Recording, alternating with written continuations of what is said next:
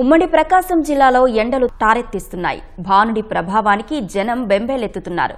2 రోజుల నుంచి ఉష్ణోగ్రతలు తారాస్థాయికి చేరుకున్నాయి. ఆదివారం వరకు ఇదే మాదిరిగా ఎండ తీవ్రత కొనసాగుతోందని ప్రభుత్వం అధికారులకు తెలిపింది. ఎండ ప్రభావంపై ప్రజలకు అవగాహన కల్పించాలని సూచించింది. దీంతో జిల్లా యంత్రాంగం అప్రమత్తమైంది. ప్రజలకు అవగాహన కార్యక్రమాలు నిర్వహిస్తున్నామంటున్న ప్రకాశం జిల్లా ప్రాజెక్టు అధికారి మాధురితో మా ప్రతినిధి రామకృష్ణ ముఖాముఖి. రాష్ట్ర వ్యాప్తంగా ఎండలు టారెక్కిస్తూ ఉన్నాయి. రోజు రోజుకు ఉష్ణోగ్రతలు పెరగడం వలన అయితే మాత్రం తీవ్ర స్థాయిలో ఎండ ప్రభావం చూపెడుతూ ఉంది. అయితే రాష్ట్ర ప్రభుత్వం ఇప్పటికే కొన్ని ఆదేశాలు అయితే జారీ చేసింది. ప్రజలంతా కూడా అప్రమత్తంగా ఉండాలి. అలాగే అధికారులు కూడా ఆ వడదెబ్బ తగలకుండా తగు జాగ్రత్తలు పాటించే విధంగా వారికి ప్రజలకు అవగాహన కల్పించాలని చెప్పి కూడా కొన్ని ఆదేశాలు జారీ చేశారు. వీటన్నిటికి సంబంధించి ప్రకాశం జిల్లా district project manager Madhuri madam ఉన్నారు. ప్రభుత్వం నుంచి వచ్చిన ఆదేశాలు ఏంటి, ప్రజలు ఎలాంటి జాగ్రత్తలు తీసుకోవాలనే అంశాలతో మాట్లాడదాం. మేడం, ప్రస్తుతం ఉష్ణోగ్రతలు కూడా రోజు రోజుకి విపరీతంగా పెరుగుతూ ఉన్నాయి. అలాగే ప్రభుత్వం కొన్ని ఆదేశాలు జారీ చేసింది. ఇప్పుడు ప్రజెంట్ ఉన్న ఉష్ణోగ్రతలకి ప్రజలు ఎలాంటి జాగ్రత్తలు పాటించాలి, వచ్చిన ఆదేశాలు ఏంటి? ప్రస్తుతం అయితే సివియర్ హీట్ వేవ్ అంటే అధిక ఉష్ణోగ్రతలు ఉన్న 4 రోజులు ఉండే అవకాశం ఉందని మనకి ప్రభుత్వం నుంచి అధికారిక సమాచారం వచ్చింది. ఈ ఉష్ణోగ్రతలు 46 డిగ్రీల వరకు ఉండే అవకాశం ఉంది. కాబట్టి ప్రభుత్వం ఇచ్చిన ఆదేశాల మేరకు ప్రజలందరూ కూడా డైరెక్ట్ హీట్ వేవ్లోకి అంటే అధిక ఉష్ణోగ్రతల్లోకి లోను కాకుండా తగు జాగ్రత్తలు అయితే తీసుకోవాల్సి ఉంటుంది.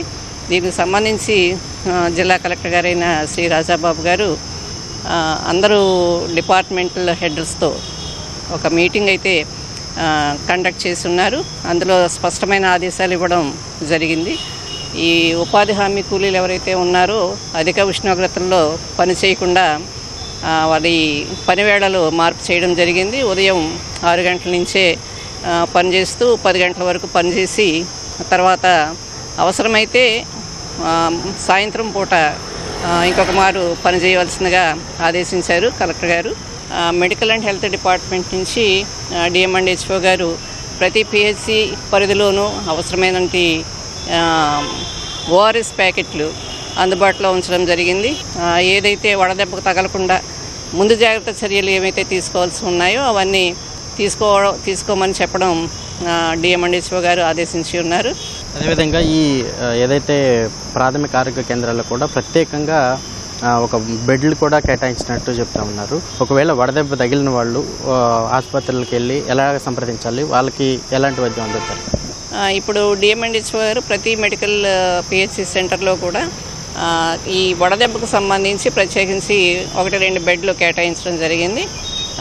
ఎవరైనా సమీప అంటే వడదెబ్బ తగిలి ఉన్నవారు సమీప పిహెచ్సి సెంటర్కి వెళ్ళినప్పుడు అక్కడ పిహెచ్సి డాక్టర్లు ఇమ్మీడియట్గా వారిని అడ్మిట్ చేసుకుని వారికి కావాల్సిన సదుపాయాలు చేస్తారు.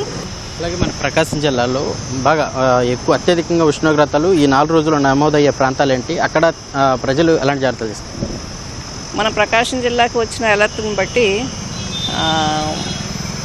ఏదైతే తీర ప్రాంత మండలాలు ఉన్నాయో ఒంగోలు, సంతనూతలపాడు, తర్వాత టంగుటూరు, కొత్తపట్నం, బల్లికురవ ఈ మండలాలన్నిటికి కూడా ఇంచుమించుగా 46 డిగ్రీల ఉష్ణోగ్రత నమోదయ్యే అవకాశం ఈ రోజు నుంచి ఆదివారం వరకు ఇది కొనసాగే అవకాశం ఉంది. కాబట్టి ఈ ప్రాంతాల ప్రజలు అత్యధిక జాగ్రత్తలు తీసుకుని ఏదైతే వడదెబ్బకు గురయ్యే అవకాశం ఉందో అవి గురి కాకుండా ముఖ్యంగా ఎండలో తిరగకుండా ఉంటూ ఎక్కువగా ద్రవ పదార్థాలు తీసుకుంటూ ఉంటూ వారి పని సమయాన్ని మార్చుకుని కొంచెం చల్లటి టైంలోనే బయటకు వెళ్ళే వాళ్ళ పనులు ముగించుకోవాల్సిందిగా కోరుతూ ఉన్నాం.